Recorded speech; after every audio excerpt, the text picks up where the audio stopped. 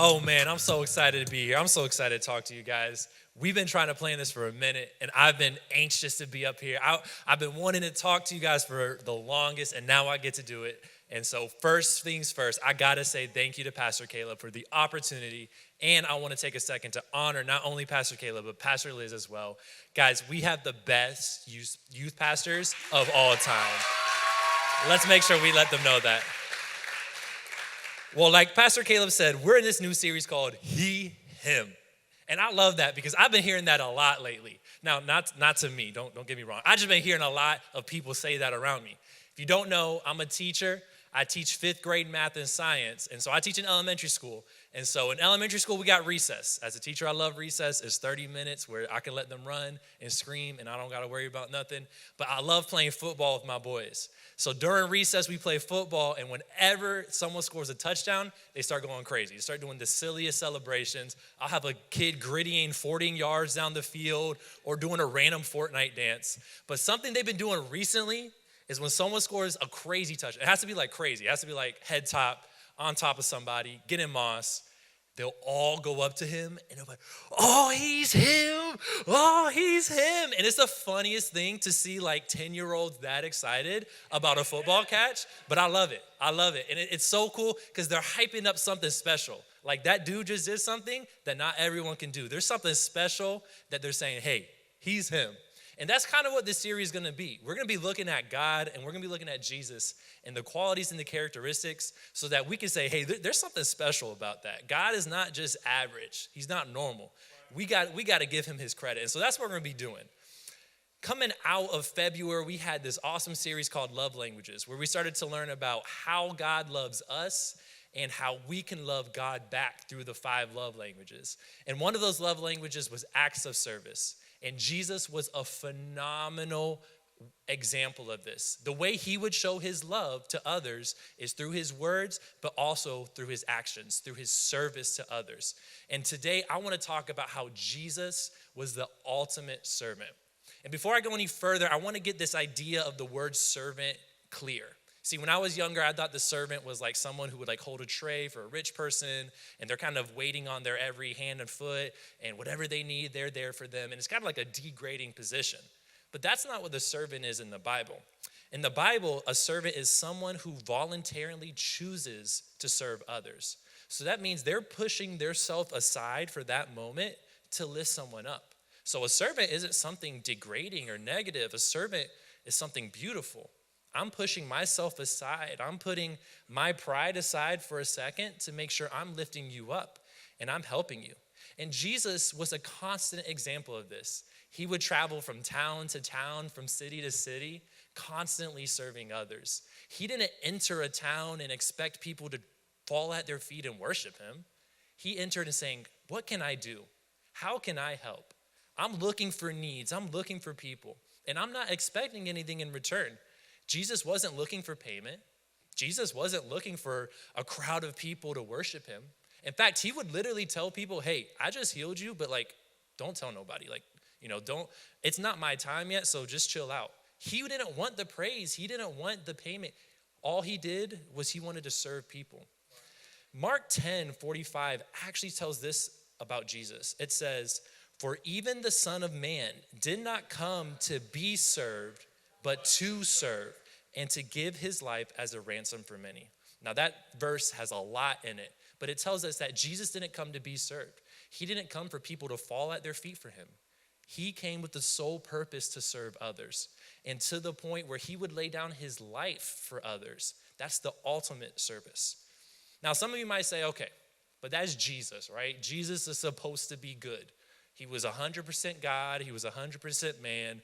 Jesus is supposed to serve others. And sure, I'll give you that. He's supposed to do that. But if we call ourselves Christians, if we call ourselves believers, if we say that we love Jesus, then we also have to act that way. The Bible tells us in 1 John chapter 2, verse 6, whoever claims to live in him must live as Jesus did. That hurt me because I was like, oh, there are definitely times throughout my day where I am not living like Jesus. My mindset is not what Jesus would think. But I call myself a Christian. And so those are times where I have to kind of start changing things a little bit. I know it's a little cliche, but think about WWJD. What would Jesus do? Right? I know we put it on bracelets and T-shirts, and it can become almost like just a common Christian thing, but it's a phenomenal question. When you're faced with a circumstance, you're faced with something, it's what would Jesus do in this situation? Let me get in that mindset of Jesus. Because the reality is there's two mindsets you can have. You can have your own mindset, have the mindset of myself, thinking about me, me, me, me, me. Oh, I don't want to do this. Oh, she said this about me. Oh, he didn't call me today. I want more Instagram. You can have this selfish, prideful mindset, or we can switch and begin to ask, what would Jesus do in this situation? How would he think? Jesus constantly is putting himself aside, and he's thinking about you and you and you. He's not thinking me, me, me, me, me. If we're called to live like Jesus, we need to start thinking about others ahead of ourselves. Paul puts it this way in Philippians chapter 2, verse 3. He says, don't be selfish. Don't try to impress others. Be humble, thinking of others as better than yourselves. Don't be selfish, right? That's the me, me, me mindset. Only thinking about myself. If I wake up and go to sleep and all I thought is about myself, that's going to be a pretty crappy day. I'm not really going to feel fulfillment. But if I live my day constantly looking, how can I help someone? How can I help my friends? How can I help my family? How can I help someone I don't even know? I'm going to lay my head down at that pillow feeling so fulfilled, so happy, so joyful. One, because I helped someone feel good, but two, I'm starting to live like Jesus did. Now, when we serve others, it does this incredible thing and starts to slowly kill our pride. Now, pride is something I struggle with. I have two brothers. I have an older brother, Josiah, who you all know, and a younger brother named Joseph. And we grew up and we're constant competition. And so we always wanted to be the best. And so I think naturally, I'm always hyping myself up because I want to be the best. But then that naturally built my pride as well. And as humans, we all kind of struggle with pride. We all struggle with the idea of thinking about ourselves and not really thinking about others. And so there can be days where all I think about is me. There can be weeks where all I think about is me. And naturally what that does is it starts to push serving away. I would go as far as to say the enemy of serving is pride. Yes, sir. If I'm being prideful, then I don't want to serve. Because remember what serving is. Serving is pushing myself to the side and lifting someone else up. It's helping someone else. Helping someone else doesn't really benefit me. It's benefiting that person. But if I'm prideful, if I'm selfish, I don't want to do that. So I would challenge you, look at yourself. Are you struggling to serve? Are you struggling to help people? Is helping people not really something that really comes to your mind? It might be a pride issue, and it might be a selfishness issue. And you're not alone. Welcome to being a human. Welcome to humanity. But I have an answer for you. If pride is the enemy of serving, if us being prideful is keeping us away from serving, well, then serving is also the enemy of pride. If I'm struggling with pride, well, let me start serving. Naturally, what's going to happen, it forces me to push myself down and push myself to the side and lift someone else up. In that moment, when I'm serving someone, I'm not thinking of myself. I'm not thinking, how can I benefit? How does this boost my ego? Am I getting a payment from this? True service is not an expectation of anything in return. When Jesus would serve someone else, he would go help them and then send them on their way. He didn't expect them to fall at his feet or give them payment. It was enough for him just to lift them up and help them in that moment. And the enemy of serving is pride, and the enemy of pride is serving. Now, going back to that verse, it says, don't be selfish, don't try to impress others. It tells us to be humble. Now, that word humble, humility, how do we be humble? Well, it's thinking of others as better than ourselves. That's what the verse says. And when I read that, I had a problem with that. Thinking of others as better than ourselves. See, when I was in middle school and high school, I really struggled with self-esteem and self-confidence. For whatever reason, I called myself this social chameleon. I knew a lot of people and I was in a lot of groups, but I didn't really have a true identity. I would hang out with my basketball friends, and then hang out with kind of my smarter friends, and then hang out with some old friends from elementary school. And I was in all these groups, but then I didn't really have an identity. It depended who I was around of who I was going to be. And so it took me years and years to kind of build my self-confidence up into the person you see today. And now, and no matter where I'm at, I feel good to be Justin. And so when I read this verse, thinking of others as better than yourselves, I was like, oh, is God telling me I have to degrade myself and like start putting people above me? That doesn't seem good. I just spent all these years working myself out of lack of self-esteem, and now I'm at the point where I'm confident, and now I have to degrade myself? That's not what the verse is telling us. I love the way Pastor Scott puts this. He says, don't think less about yourself, think about yourself less. So don't think less about yourself. Don't put yourself down in order to serve someone else. Just think about yourself less. Less me, and more you. We don't have to put ourselves down. In fact, I would say if you're comfortable serving, you're probably one of the most confident people I know, because it takes someone confident to serve. It takes someone confident in who they are to be a service to others. Now, we know Jesus was the ultimate servant. We know that he would go town to town, city to city, looking to serve others. We know we're Christ followers. We're supposed to be like Jesus. So if Jesus had this mindset of serving, well, we have to as well. But how do we do it? It's easy to say, okay, I see Jesus did it. I know I have to do it, but how do I do it? Well, number one, I would say we need to be more aware of the needs around us. Be more aware of the needs around you. Now, that's really hard if we're in that selfish mindset. If we're only thinking about ourselves, we kind of have these blinders on. We don't really see the needs around us. The reality is there's needs around you every day. Matthew chapter 25, verse 35 and 36 is beautiful. It says this, "For I was hungry and you fed me. I was thirsty and you gave me a drink. I was a stranger and you invited me into your home. I was naked and you gave me clothing. I was sick and you cared for me. I was in prison and you visited me." There is so much to that verse, and there's so many ways to serve. That's showing you, hey, there are needs all around you. That verse is Jesus saying, hey, these people were hungry and you went to go feed them. These people were thirsty and you gave them a drink. They were alone and you went to go visit them. They were in need and you fulfilled that need. With the needs all around us, these are opportunities to serve in meaningful ways. I love to think about it like this. In the back of Free Life Chapel, backstage, there's this big sign that says, "Can you believe we get to do this?"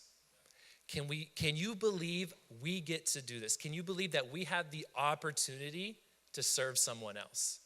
When we start to shift our mindset from being selfish to being more like Jesus, we start to see it as the opportunity to do it. Oh my goodness, there's a need. I get to go help that person.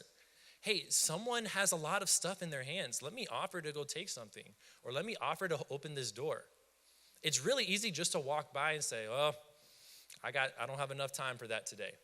Or to be in this selfish mindset and be like, I'm too good to pick up trash. I'm too good to hold a sign. I'm too good to hold a door. If you think selfishly like that, then sure, you're never going to serve. And you're never going to feel that true fulfillment. But when you start putting yourself to the side and say, hey, I get the opportunity to clean up. I get the opportunity to welcome people here at the Blend. I get the opportunity to hold a door for someone who I know would not have the ability to do so otherwise. They might have their hands full. They might have other things going on. When you're at home and you see the trash full, you see the dishes full, do you just walk by and say, that's going to get done? At some time, that's going to get done. The expectation is going to get done.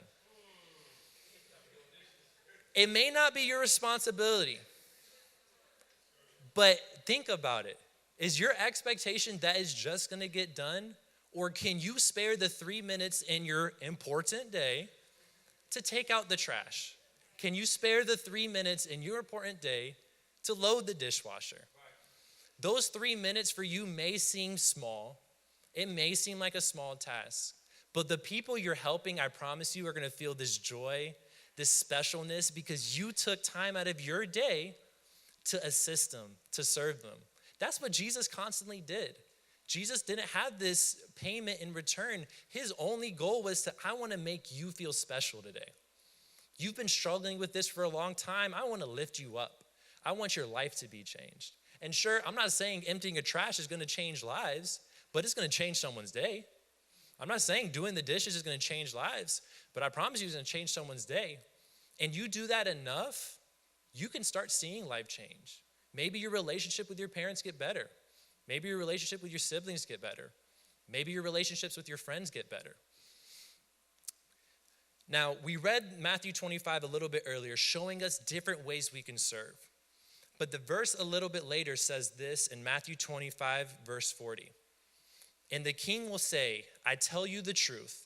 When you did it to one of the least of these, my brothers and sisters, you were doing it to me.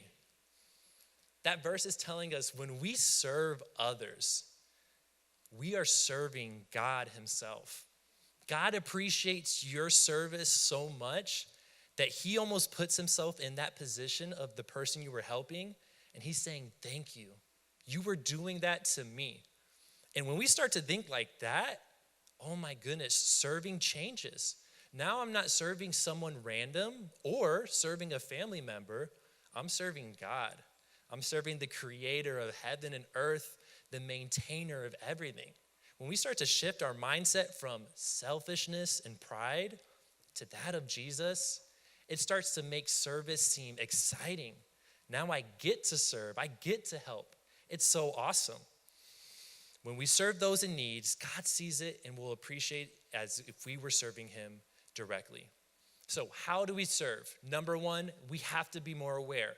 We can't have our blinders up. There are needs all around us. I promise you, tonight, tomorrow, there's going to be people in need. It may be a small task, but you're going to have an opportunity to help. But that leads me right into number two. We have to be aware, but we also have to be willing to help. It doesn't help that we're just aware of the need. I know a lot of people who are really good at pointing out other people's problems. That's what I would start to call a little bit of gossip, right? They can point out a lot of problems, but they don't want to fix themselves. So it doesn't help that I can see needs around me. Yeah, I can see people need some help. But if I'm not willing to help, then it's useless. Yes, I can see, hey, she probably needs a hand, or hey, she's crying, probably needs someone to talk to. But if I don't go do it, then me being aware is useless. Now, I get it. It's daunting. Me, myself, I'm an introvert. I don't love social situations. Going up to a stranger is probably scarier than a 100-foot roller coaster to me. I would way rather ride any roller coaster in the world than go up to a bunch of strangers in a given day. But if I see that someone's in need, that starts to change things for me. Now it's not just a stranger, now it's an opportunity. The easiest way that we can help someone is identify the need and then ask these 4 words. How can I help? Here's the thing, not everyone's going to ask for help. I'm someone, and you can talk to my friends, I'm someone who they will visually see me need help. I may be carrying 19 things in my hands, knowing it's going to fall, and they say, hey, do you need some help? Oh, I'm fine. I'm okay. I got it. Don't worry. No, I'll make it work. I'll make it work. Because I don't want help. I don't want help. But when we offer the help, it's nice. You can talk to my friends now. You could talk, and I promise you, when they ask that question, I'm much more likely now to say, yes, you can help than before. Because the reality is the more we start asking those questions, the more those opportunities are going to come to us. When I started coming here to Free Life Chapel, I started in the media department. I wanted to start serving, but just a little bit. I didn't want to dive all in. I just wanted to dip my toe in. And so I started serving in the media department, and I started for a couple weeks. And then I was like, okay, I kind of like this. I kind of like serving. I kind of like coming to church and producing and not just consuming. Not just sitting in the chair and seeing what the pastor has to say to me, but how can I help? How can I help other people get this word? Well, then a few weeks later, I remember we had an event, and Kayla came up to me and said, hey, are you able to help this event? I don't remember what it was, but I was like, yes, I want to do it. Yes, I love serving. I'm in the media department, and so yes, I want to do it. Remember a few months later, I got the opportunity to serve here at the Blend. And I was like, yes, I want to do it. I want to serve. I want to be here. And now I'm in all these different places and areas where I'm serving constantly. My week is full of serving. And it's busy, don't get me wrong. It's not easy, but it's so fulfilling. There's never a night I lay my head down and say, I regret what I did today. I regret going to the Blend and helping students. I regret having relationships. I regret going to church on Sundays and serving, and I regret doing all that. No, I feel fulfilled. I'm like, God, I got to take my time. That is limited, and I understand our time is limited, but I got to take that and I got to serve you. I got to help others today. So 2 things. Be aware of the needs around you and be willing to help. Where can you start? Well, you're in the perfect place here at the Blend. Guys, I promise you, no matter if you're like me, a little more introverted, a little more behind the scenes, or you're like Pastor Caleb and you're a ball of energy and you like to keep it moving, or maybe you're kind of somewhere in the middle, I promise you we have somewhere for you to serve. There's a place for every student in this building to serve here at the Blend. So the reality is there's no excuse for you not to be serving. I promise you, after service, if you go up to a leader and you ask those 4 questions, how can I help? By next week, we're going to start that process to get you serving. It's going to be that quick to get you serving. Now, don't just stop here. The Blend is not its own separate entity. We're connected to an amazing church called Free Life Chapel. So you get started serving here, start serving at Free Life. We have a group of students already that serve every week, whether it's in the media department, social media team, the kids church, they're helping in the kids church, Aroma Cafe, so many different other areas where they're already serving. They get to come to church, and rather than just have, come in and they can sit down and consume, they get to produce, they get to help put on our Free Life Chapel experience on Sundays. And then ultimately, you have church, but it's not limited to church. Service is not limited to church. If you only serve when you're at church, then are we really living like Christ did?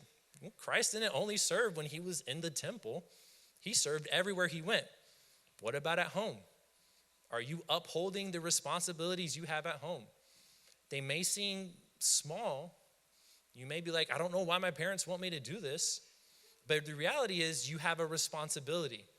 Am I making sure that I'm serving in that responsibility in the way that I should? Remember, when we serve, the expectation is we're not getting anything in return. It's not for payment. It's not for praise. If I start to do that, I start to live in that selfish, prideful mindset. But when I start to have that Jesus mindset, that Christ mindset, I'm taking myself to the side for a moment. And I'm saying, how can I lift someone else up? I'm confident in myself. I don't need the ego boost, but I see that you have a need. How can I lift you up in this moment? How can I help? You see, Jesus was the ultimate servant. Everywhere he went, people knew that he was there to help. The beauty of Jesus was he was fully God and fully man. He could have commanded people to bow down at his feet, but he didn't. He came to serve others and not to be served. And if we're Christ followers, the Bible tells us we have to be like Jesus. We may not be perfect, but we have to strive towards that. We have to start changing our minds to that of ourself and start changing it to what Jesus would do. One of the best ways as Christians we can show that we are the light of the world, that we are different than culture, we are different than the students around us, is by serving. When you serve and there's no expectation in return, they're going to be like, why did you do that? Why are you going out of your way to help someone? That seems a little weird because as humans, it's not natural for us. But when we start to act like Jesus, we get to be different. We get those opportunities to help people. And that's going to lead into a beautiful conversation where you can start bringing people to God. Go ahead and stand to your feet. My hope and prayer today is that you start to see Jesus as not only God, not only as your Savior, which he is, but as the ultimate servant. And that is not a negative thing. That is a beautiful title to be called. My hope and my prayer is that we walk out of this room wanting to serve, looking to serve, starting small. Look at the needs around you. Look at your friends, look at your family. How can I do one thing to help you today? I promise you it really is easy as these 4 words. How can I help? Let's pray. Lord, thank you for the opportunity to speak today. Thank you for each and every student in this building. I pray that you would begin to open our eyes, God, open our hearts to opportunities to serve you. I pray that as we serve God, our pride would start to be diminished and that others would start to be lifted up. Jesus, I pray that you would be the target and the mirror that we aim for. I know we're not going to be perfect, but if we start to change our minds like you, every day we get closer and closer to you. Thank you for the opportunity. Thank you for these students. Pray this in your name, Jesus. Amen.